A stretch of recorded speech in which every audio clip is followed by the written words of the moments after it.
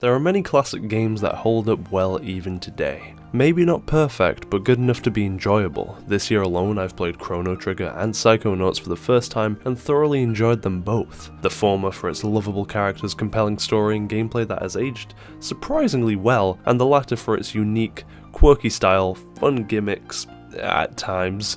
No! What? Oh my god! Why is everything shit? My face! My face! Oh my god. Face! Yeah, your face, I know. Hey, that hurts! And hilarious dialogue. But Kingdom Hearts is a little different. A series so convoluted that if you think you'll be okay jumping into the third, but really 50th installment next year as your first, you'll be in for one of the most confusing experiences of your life. To be fair, the same can be said even if you've played Kingdom Hearts 1 and 2, foolishly believing that the spin-off games have little to no bearing on the main story. Or even if you played every single one and simply not paid enough attention to the insane amounts of dialogue, backstory, lore, and vague descriptions of the world and how it works. So here I am in 2018, attempting to make sense of this series for the first time. Do the games themselves hold up to today's ever-increasing standards? Let's find out. For such a complex series, it's quite easy to pick up the Kingdom Hearts 1.5, 2.5 HD collection, stupid fucking name, and have everything there. Almost. Kinda. Having all of these games in 1080p, 60 FPS on the PS4 helps them tremendously. Combine that with some anime stylings and it's not as immediately obvious how old they are. Then the start of Kingdom Hearts 1 comes along to remind you that this was made in 2002, because my god, is it slow. One of the worst openings to a game I've ever actually tried to get through, since everyone told me it got so good. So begins my bashing of Kingdom Hearts 1.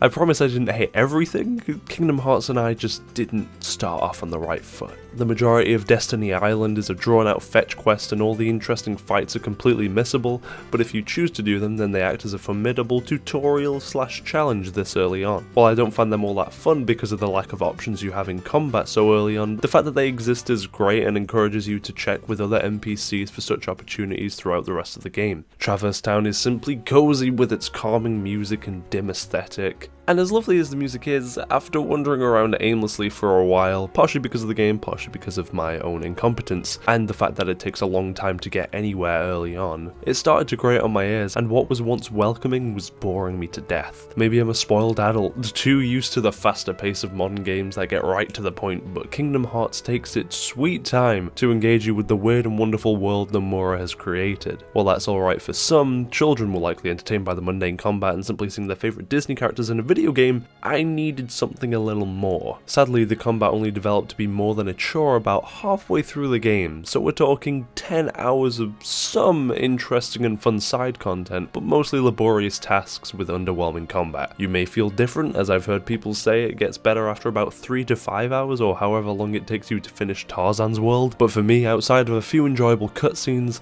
I wasn't really enjoying the series by this point.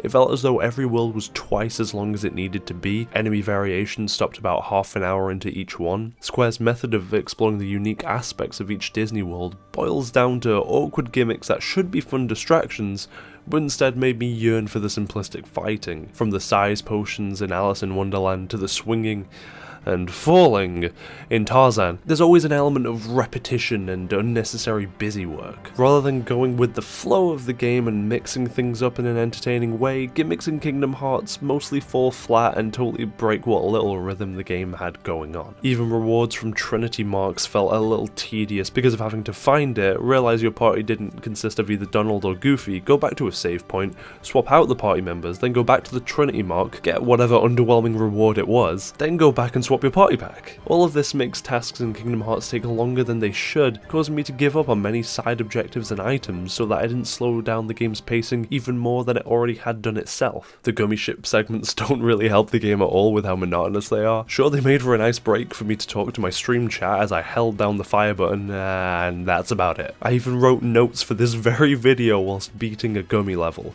It wasn't until near the very end of the game that I was required to move the ship at all in these sections. Fortunately, the ability to fast travel opens up and they only need to be done on your first approach to a world. You could argue that trying to get a high score in these missions is what makes them fun. To that I'd say the monotonous gameplay and lack of any real reward outside of yet more Gummi Ship parts doesn't justify me taking part in that. Enough complaining though. Here are some positives. Aladdin's world is surprisingly well paced, and despite it highlighting a much needed change in the remasters, which is removing these blackouts between the very small areas, the worlds all felt very artificial, but it stands out most in Aladdin due to the fact that you can see the place you're going to. It isn't through a door or a dark void, but still the game forces a fade out mini loading screen to get there. Besides that, Aladdin was thankfully enjoyable, although it being one of my favourite Disney movies didn't hurt either. Then The Nightmare Before Christmas came along and did what I hope every world in Kingdom Hearts 3 will do, changing your party's skins so that they match the area. Sora might look edgy as hell, but it's a refreshing change and aids the otherwise clashing art styles. Oogie Boogie was a fun boss,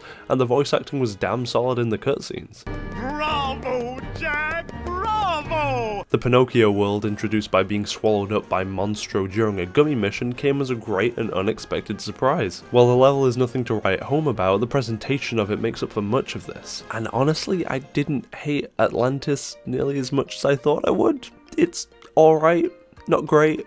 Swimming doesn't feel good, but I thought it was going to be a lot worse.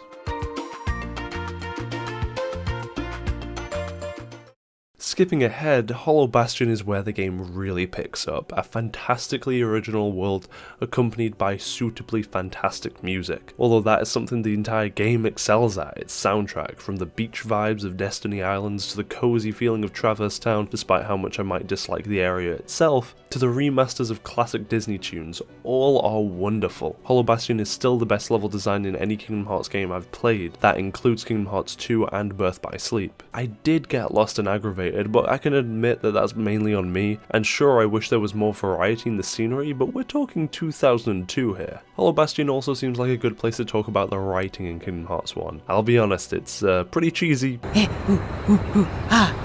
means heart. and predictable, Hey, what's that supposed to mean? even laughable at many moments. And damn, is it fun to laugh at. How will you fight without a weapon? I'll fight with my I heart! don't need the Keyblade. I've got a better weapon. My heart!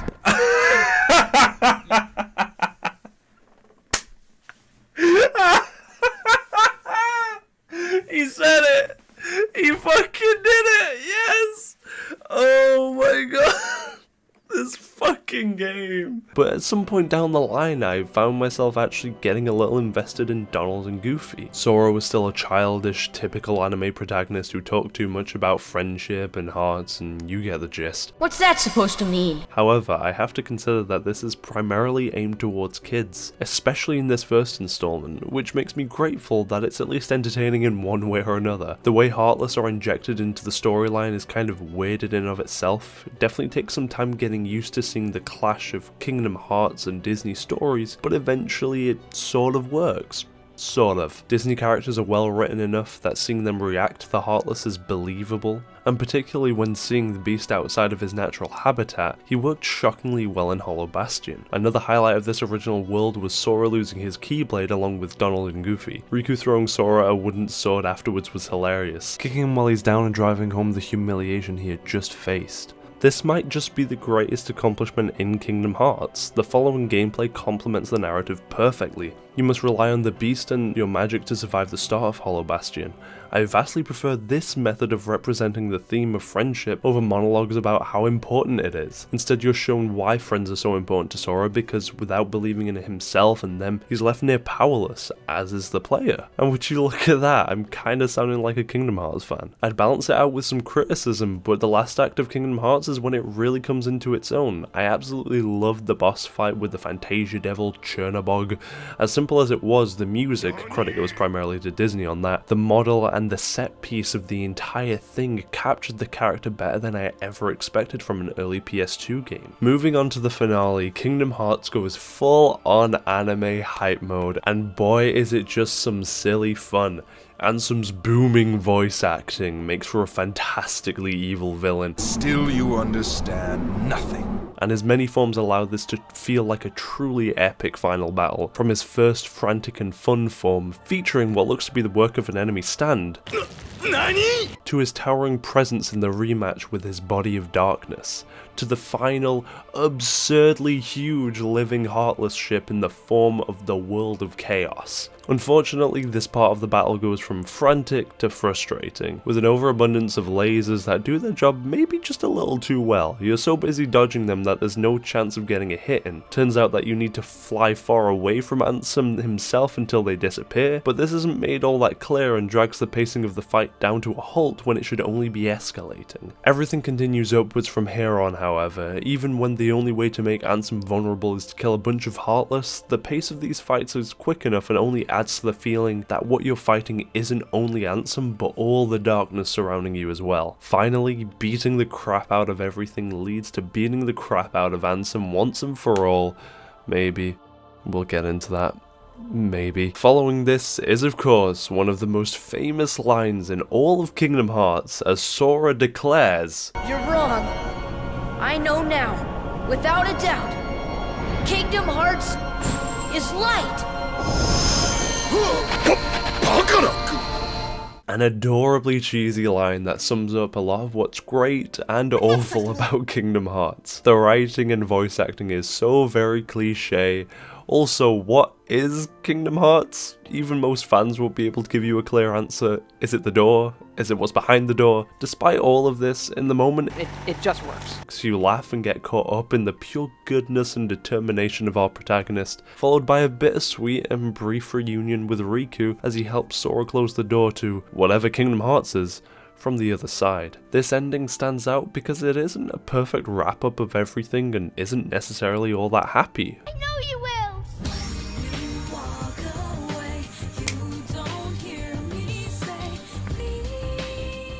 At least not as much as you'd expect from a predominantly kids game. The three friends are still separated and it's clear that Sora's quest is far from over. The confidence that this was going to be a successful series is admirable. Nomura saw the huge potential of crossing these worlds, and the safety net provided by the power of these two mammoth franchises allowed him to end Kingdom Hearts as a part 1 instead of a complete story, making myself, and even more so fans at the time, eager to see where he would go next.